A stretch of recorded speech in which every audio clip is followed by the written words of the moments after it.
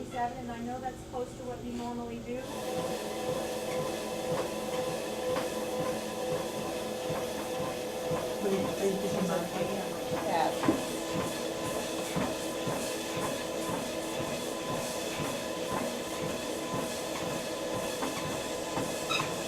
Not for the test, I think later this morning, and so if you don't want You're doing terrific. Very good. because they all want pictures and images and all that, you know. Of course. It's kind of part of their whole. This is a between that and.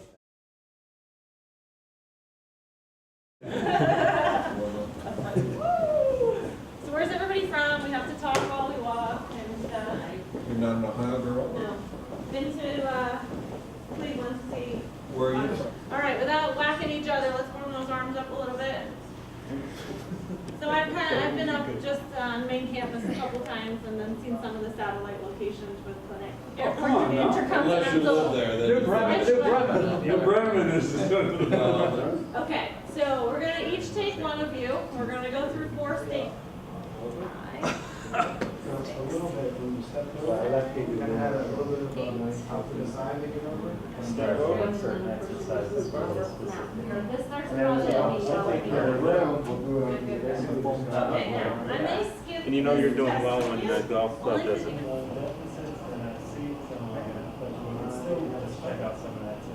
You did already, vaccination.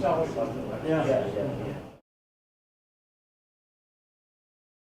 Okay. Yep, we're ready. Good. All right. Just another 10,000 miles. No. See if we can make you a little memento of your day for all you guys to take. Good.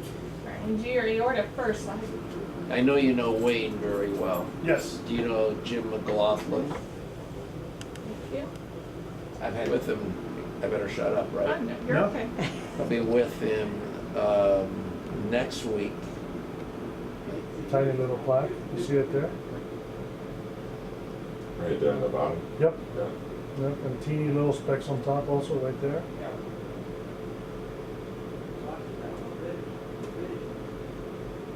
Like 5 minutes, have a seat, and I'll take you.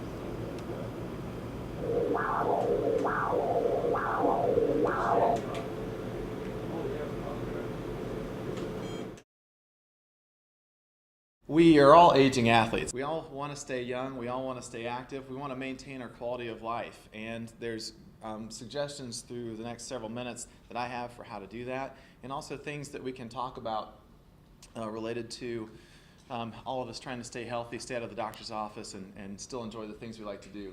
So just an outline of what we're going to talk about. I'm going to go through the mature athlete's shoulder and knee, because in orthopedics, most of the things we see are shoulder and knee related. And those are the most common areas of the body to slow us down with aging from staying active. Also, we'll talk about muscle and tendon, because as we age, there's changes that occur in muscle and tendons, and that's why we develop things like tennis elbow or tendonitis in our ankle. And there's also muscle loss that occurs as we age. And how do we slow down that rate of loss? How do we hold on to the muscle tissue we have?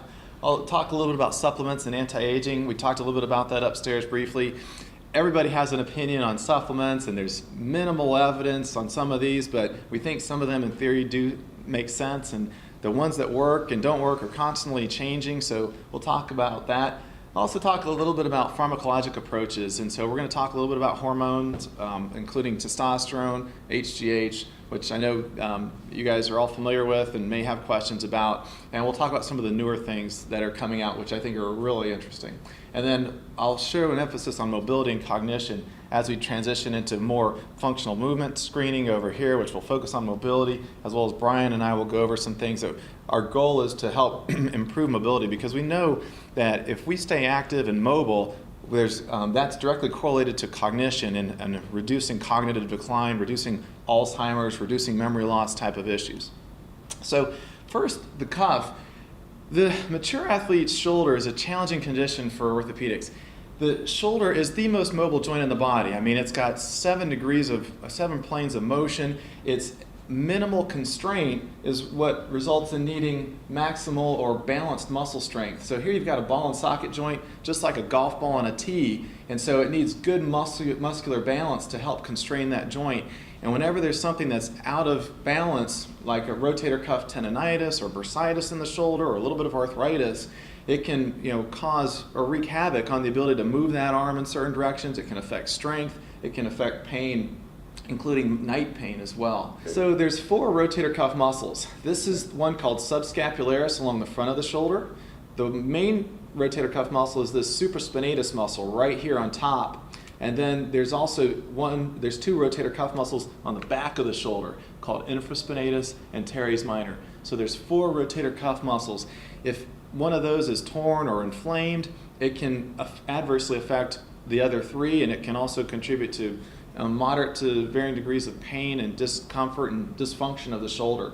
When you say you have a torn rotator, is it typically applying to one of those? Most commonly it's the supraspinatus, the one up here on top. The supraspinatus is the biggest rotator cuff muscle. It's the one that gets the most utilization with movements from throwing to just reaching for something, and so it's the one that's most commonly affected.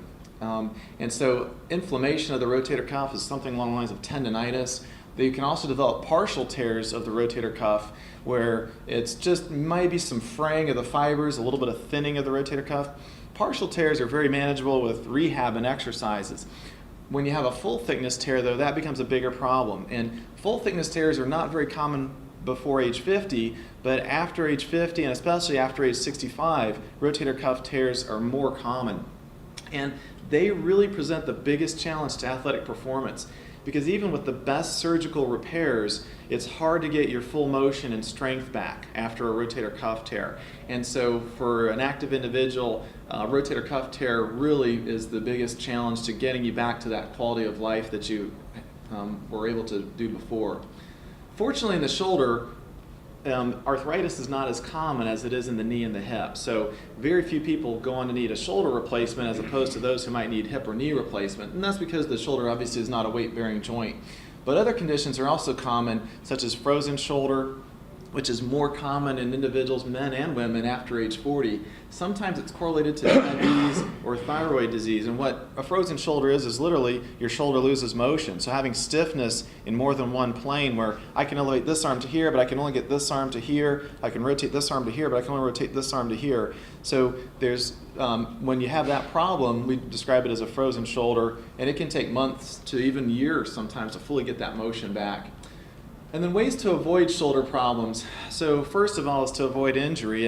And so I'm a road cyclist and I do some triathlon, and back in October I was riding with a group and went around a corner a little fast, and my bike went down and I landed right on my shoulder, and my shoulder was bothering me for a good 2 months. I had road rash and scruffed up my knuckles and my legs, but the shoulder was what bothered me the longest. And when you have a shoulder injury, you know it, because pretty much everything you do affects your shoulder, from just reaching to open a door to reaching to just pick up a gallon of milk and put it back in the freezer or fridge. So avoiding injury is the best way to keep your shoulder healthy. And then also using proper form for exercise activity, especially if it's anything that has to do with overhead lifting. And then it's also important to stay active, and I'll talk a little bit later about this, because tendons, just like joints, they respond favorably to the right type of loading and the right volume of loading. If we're sedentary and we underload the tendons, that can lead to atrophy. Just like if we're too active and we overload them, that can lead to more pain and problems. So it's important to stay active in that sweet spot, if you will, and keeping your shoulders active to avoid additional injury or problems. And then a healthy lifestyle.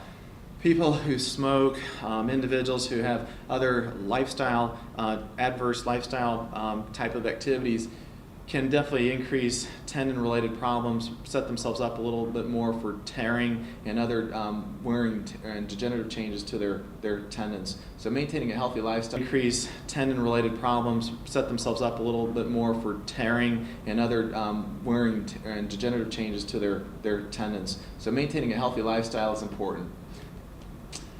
The knee.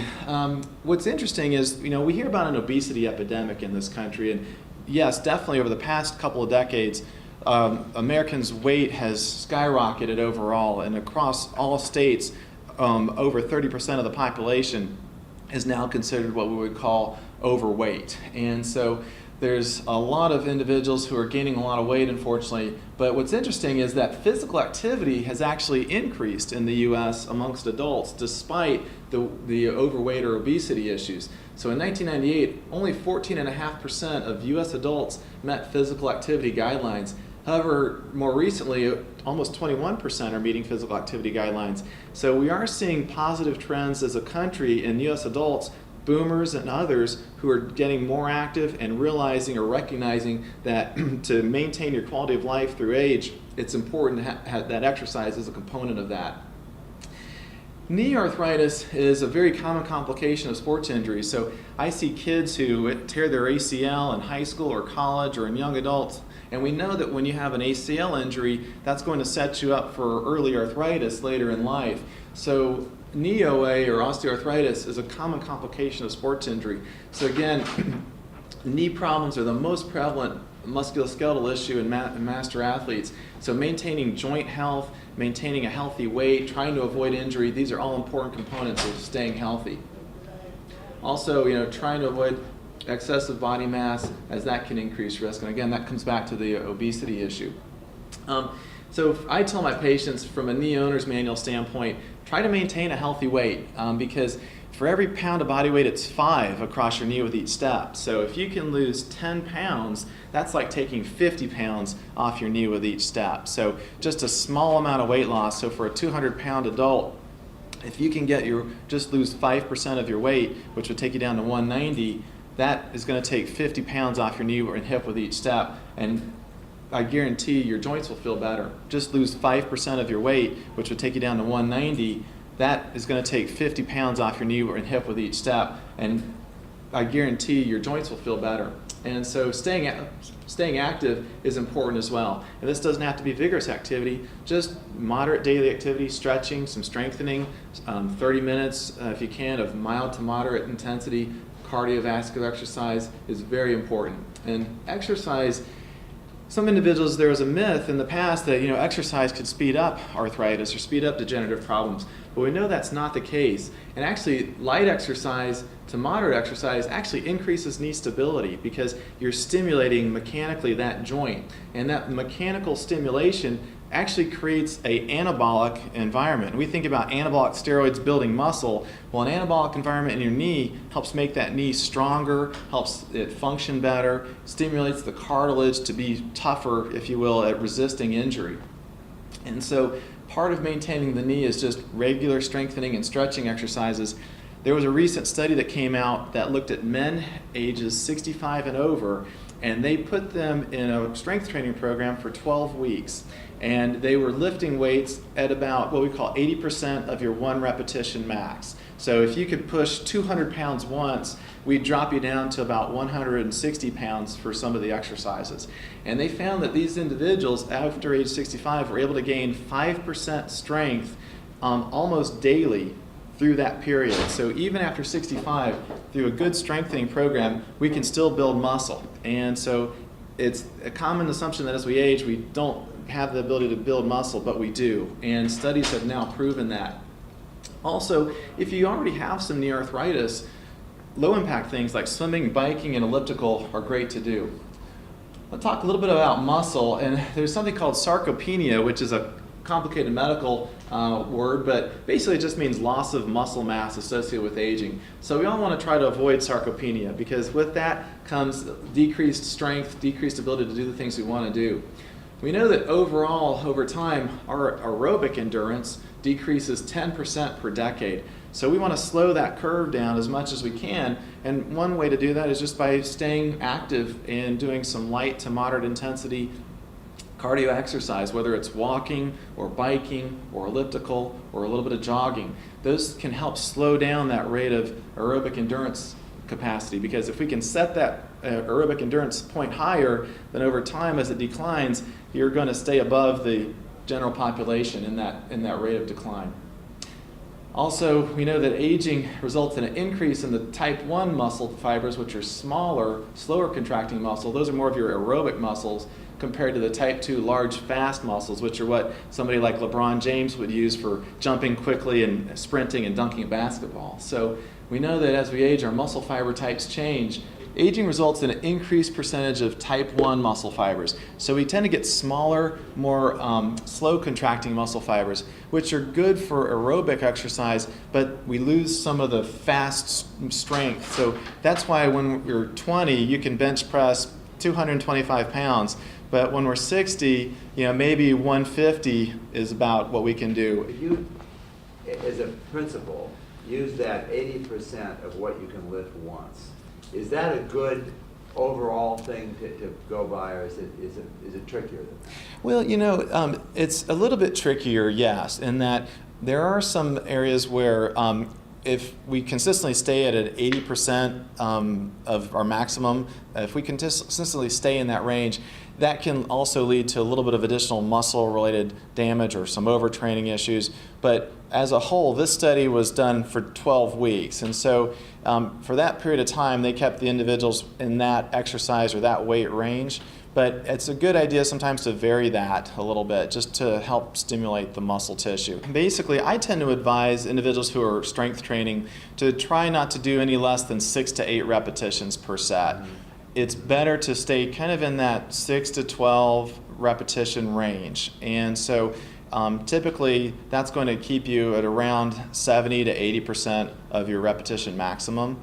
And it's something where strength training, it's definitely the mindset of no pain, no gain is the wrong mindset. So the right mindset of strength training is more thinking about stimulating the muscles, because your goal is when you're exercising and lifting weights, you're breaking muscle down.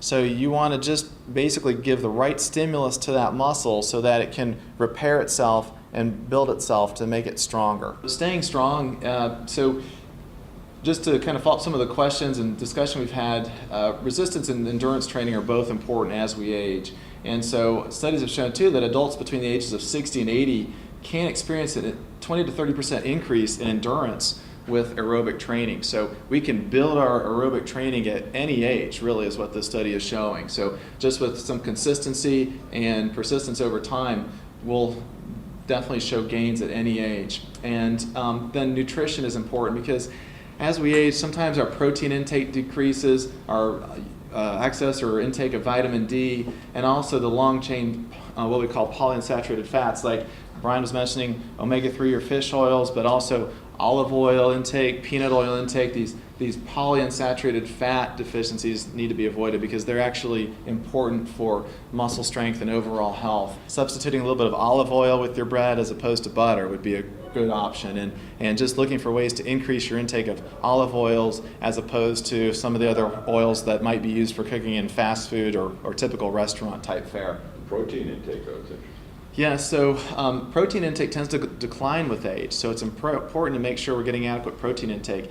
And I tend to tell my patients who are active to try and get around 0.6 grams of protein per kilogram of weight. So for a 150-pound male, for example, who weighs 72 kilograms, they should get around 35 to 40 grams of protein a day at a minimum. So a glass of milk or a standard yogurt cup has about 8 grams of protein. An egg has about 4 grams of protein, I think. It sure is. And I do not like a lot of protein supplements. So, you get these protein powders at Costco or wherever. Those are the wrong way to get your protein, because there are fillers in those. There's hidden things in those that are not on the label. It's much better to get your protein from a natural source. Egg whites, tuna, other fish sources. Whole foods in general. Exactly. So you want to get that more from your food sources, and a variety of different food sources. Some animal-related protein sources, fish, dairy, nuts, legumes, so whole grain sources as well. So kind of a balanced approach to protein intake. I see vitamin D deficiencies all the time, and here we are in South Florida with plenty of sunshine. Normally the body converts sunlight to vitamin D, but we all vitamin D deficiencies are very common. And so there are recent studies showing or linking vitamin D to decreased strength in older adults. So as part of an executive physical, usually we're checking a vitamin D level. But if that's not something that has been checked recently for you, I would encourage you to have it checked, because low vitamin D, it's a simple way you can supplement and bring that up. What do you take? How many milligrams or whatever? I usually take 2,000 units of vitamin D a day. And D3? D3? yes, D3 is fine. We think that the best range for vitamin D is somewhere between 30 and 50. And so when someone falls below 30, we definitely start advocating treatment. And if you're below 20, then it's definite that if I see somebody and their vitamin D level is below 20, I'm going to put them on 50,000 units a week for probably 2 months, and then drop them back down to the 2,000 units a day. But the body can tolerate a lot of vitamin D without becoming toxic. I can't tell you the number of times where my first clue about somebody having a vitamin D deficiency is I'll see a 30-something or 40-something-year-old male or female patient who's got vague musculoskeletal complaints in their legs, and we can't quite figure out what it is, but I hate to say 9 times out of 10, but frequently with some chronic musculoskeletal pains that are vague, frequently there is a vitamin D deficiency, and we correct that and it improves. And so vitamin D deficiencies not only affect strength, but they can also affect musculoskeletal pain in general. So I think it's an important thing to test. I'm going to talk briefly about tendons, because I see very commonly in my practice every day tendinitis, tennis elbow, golfer's elbow, tendinitis of the knee, and definitely plantar fasciitis and Achilles tendinitis like we see here. And these are more common as we age because of disorganized vascular patterns and how the collagen of the tendons in our bodies and ligaments can become scarred over time due to use. And so it's really important to maintain a good level of tendon stimulation, because abnormal levels of tendon stimulation, either by not being active or being too active, can play a role in what we call tendinopathy or scar tissue development. And so again, this comes back to the role of having a sweet spot, if you will, of strength training, stretching, all those types of activities that help to properly stimulate tendons and help them to improve blood supply and improve recovery after use. We talked a little bit about supplements too, and I'm happy to answer questions and based on my opinion about various supplements, but it's amazing how much money is spent on the supplement industry. $72 billion with a B spent in 2009 by boomers, just by that baby boomer age range, to treat or slow the aging process. And that's going to grow to $114 billion over the next several years. And there's definitely controversy related to the safety and efficacy of these products. But over the past decade, 10 to 15 years, we're starting to get more and more evidence about these. When I came out of training, we thought, hey, glucosamine chondroitin is great for your joints. But more recent data has shown that it's probably not as good as we thought it was, except in a very narrow population of people. Beta carotene, too, they had a bad reversal. Right. On that. Vitamin A we found had deleterious effects. Vitamin E can also be bad depending on why you're using it. So things that we thought 10 years ago might make sense, we've since learned over time that that's not necessarily the case. The important thing too is many consumers don't understand that these supplements that are out are not controlled by the FDA. So whereas prescription medicine, so the blood pressure medicine or the Lipitor for cholesterol, that's had many studies that showed its efficacy, and we know its side effect profile before the FDA allows it to market. Whereas with supplements, you can create something in your own kitchen, put it in a bottle, put it on a shelf, and see what happens. So there's not that same level of quality control to supplements that can get out and get on the shelves. So here are some supplements I just wanted to go over. We talked about vitamin D a little bit ago, and I think that's definitely understated and very important. Also, these polyphenols from plants, and that kind of goes into the polyunsaturated fatty acids, like we were talking about, the olive oils, the fish oils, the other plant sources. There's also some interest in flavonoids, like quercetin, and there's Lance Armstrong. Obviously he was getting some of his improved performance from other things, but he was his Live Strong, and he's been a spokesman for quercetin. And quercetin, we think, and flavonoids in general may have a role in extending life. They found that when you give mice or certain types of yeast flavonoids, they outlive by 20 to 30% those who don't. And so there's a lot of different sources for flavonoids, and also resveratrol also may have a role in that too. And so flavonoids like quercetin also, we think, improve energy transfer in mitochondria. So we think mitochondria are the energy factories in our muscles, and so we think quercetin plays a positive role in that.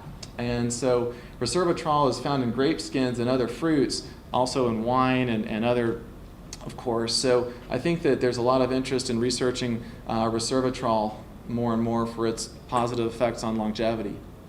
Probiotics, these are relatively new, but they're found in yogurts and thought to be beneficial. There's supplements as well, thought to be beneficial from a digestive health standpoint. And so a number of GI physicians and researchers are looking at this more closely to see what role this might have in irritable bowel syndrome or other GI, upper GI or lower GI problems. And so a little bit of probiotics can be useful for resetting the GI tract for individuals who've had various types of antibiotic use or stomach or GI tract related problems. And then also we're finding them to be beneficial in adults with certain types of chronic inflammatory bowel or irritable bowel type disorders. Niacin definitely has a positive role for heart related problems. That just got set back too. Wasn't there an article recently that suggested that was? Yeah, you know, and from time to time there'll be studies that show a risk or a concern about a certain supplement, and I think, you know, when you look at the majority of data out there, there does seem to be some cardiac benefit to niacin use, but I think we still have to further define, you know, what that therapeutic range is and who are the right population to have that.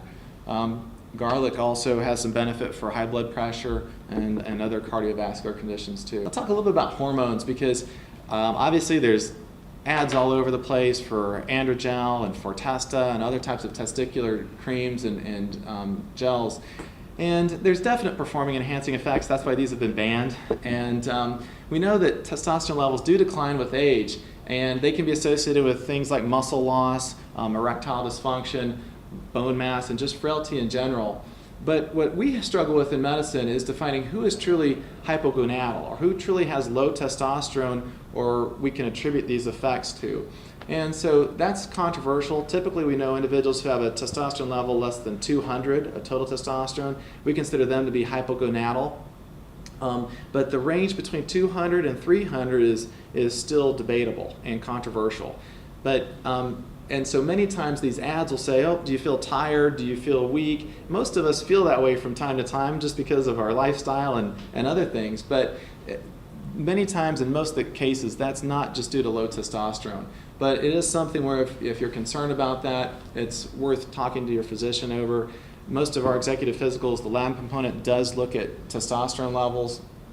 And for testosterone supplementation, benign prostatic hypertrophy and prostate cancer are a major concern. If anybody's ever had prostate cancer, then it's a complete contraindication to give testosterone as a supplement. And also, testosterone can exacerbate BPH symptoms, so difficulty starting or stopping your stream of urine, getting up at night more frequently to go to the bathroom. Also, many body tissues like the heart and others are targeted by testosterone, so there could be potentially unwanted side effects from testosterone use on the heart, as well as in large doses, testosterone can have a negative effect on cholesterol profile. So it can lower the good cholesterol, raise the bad cholesterol. This is where I think the real interests are going forward, because SERMs and SARMs, these are things that aren't really getting much in the way of press right now, but SERM stands for selective estrogen receptor modulator, SARM is selective androgen receptor modulator. And so these, like a SARM, for example, is designed to be similar to testosterone, but to selectively target desirable effects and minimizing side effects. So I think that's really where the interesting research is down the road from an anti-aging standpoint, is can we find a way to reduce muscle loss, improve strength, reduce bone mass loss issues, and frailty while reducing all the other side effects and the concerns about prostate cancer and adverse cholesterol profile. So I think over time, these SARM type medications really are where I think we're going to go, because we can have the plus side of testosterone, but reduce the unwanted side effects. I put this slide up here. I'm not a big fan of HGH. I just think that there's enough that we just don't know about it, and I think that HGH is utilized. Of course, A-Rod with the biogenesis people down here, I mean, he was getting a cocktail of HGH, testosterone, insulin growth factor 1. HGH and insulin growth factor kind of work similarly. I just think that HGH is problematic because of its side effects. People who use it tend to get more soft tissue problems, carpal tunnel. Also, we can see some facial changes that occur from it. And I just am not I think that its role in anti-aging is still yet to be determined. Sadly, too, a third of HGH use worldwide is for off-label and probably illegal use. So much of HGH was designed for short-statured children who are trying to catch them up. And so there is a role for that because of the low pituitary secretion in kids. But now we've got other anti-aging related use. And actually, HGH distribution in the US for anti-aging is technically illegal. And just to finalize things here, there's a new term called sedentary death syndrome, which basically, this is something you'll hear Toby Cosgrove rail about in private and in public, but we have 33 chronic disease states like obesity and type 2 diabetes, and all these conditions are positively affected by 30 minutes of exercise a day. And we know that only 30% of aging is based on genetics. 70% is on lifestyle. So, we can, through small changes in lifestyle or small ways of just daily change, improve our anti-aging capabilities and improve our quality of life. There's studies showing a good correlation between exercise and increased brain function, cognitive function. And this is particularly important for boomers as they're aging, because what we do for the boomers in that age range now can positively affect the quality of life later on. There's some recent studies too, which I think are important for you guys as executives, where exercise has recently been shown to increase hippocampus size. And then here's the hippocampus in the brain.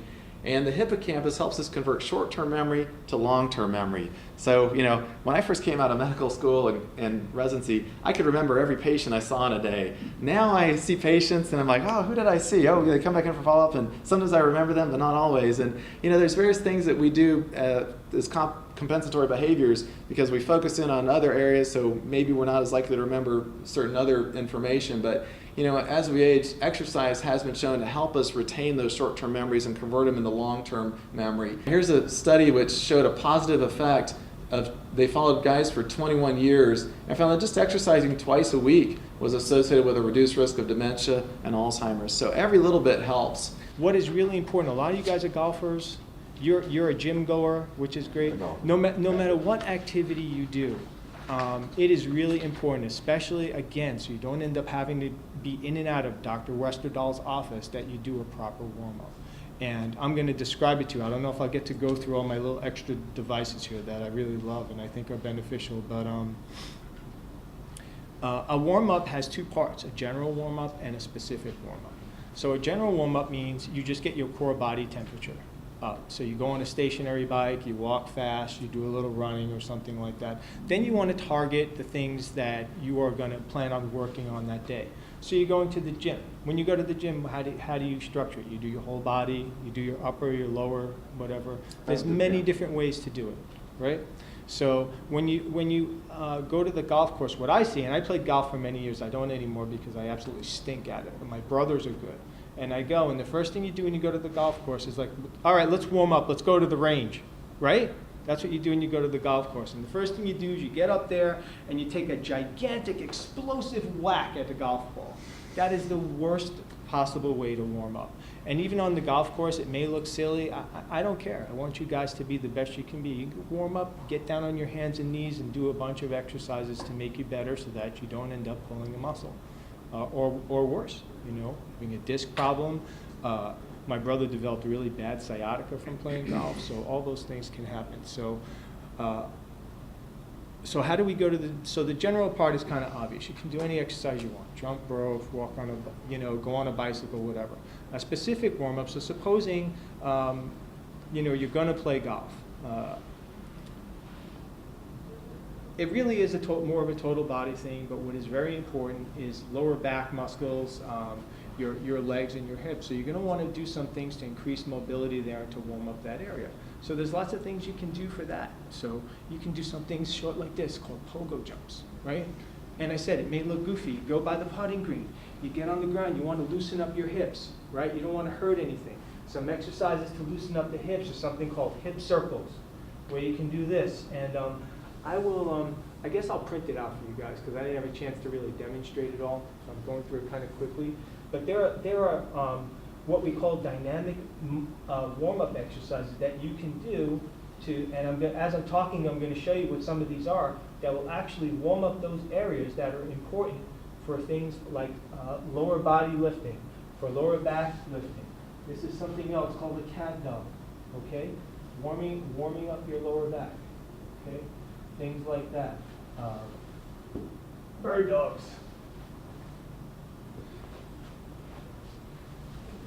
Cobras, okay? The point is that these things are important for injury prevention. And anybody who walks into the gym and doesn't warm up or plays a sport and doesn't warm up, you're more prone to injury. Now these things I brought because there's something called prehab and rehab.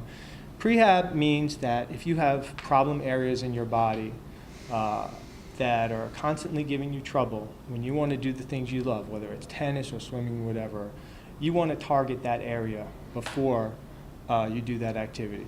For me, since I power lift, we use a lot of lower back. So in addition to the warm-up, I do some other things. This is a fantastic tool called the foam roller, and you guys are welcome to try them if you want to. These are softer, these are harder. The more advanced you get, the harder the foam roller that you need. Now we got to go. How do you demonstrate what you're... So problem areas with the foam roller are the lower back, where you would start at your gluteus maximus in your butt, and you just roll it. You roll it. Is it down to the lower back? And then to your thoracic spine. It's almost like a way of self-massage in essence, because you're working on myofascial relief, so you're trying to help. Yeah, explain self-myofascial relief, David, why I showed them this. Yes, so your IT band, which is the muscle there. Yeah. Where do you buy those things? Actually, now you can buy it in Walmart and Target, believe it or not. You used to have to get it online. Anyway. Yeah, Amazon is a great place to get these. They're about $20 to $25 on Amazon. And the whole point is raise your core temperature a little bit before you swing the club, and do some things, because that is really a total body, motion to swing a golf club. So you got to do your back, your upper body. There's all kinds of these things, and I've tried a bunch of them, and the ones that we have here are actually the ones that I love and that I use all the time. All right. You can take this with you if you have bad back trouble, if you tore a muscle and you want to throw it in your bag and make a smaller one. You can just target areas that are problems for you.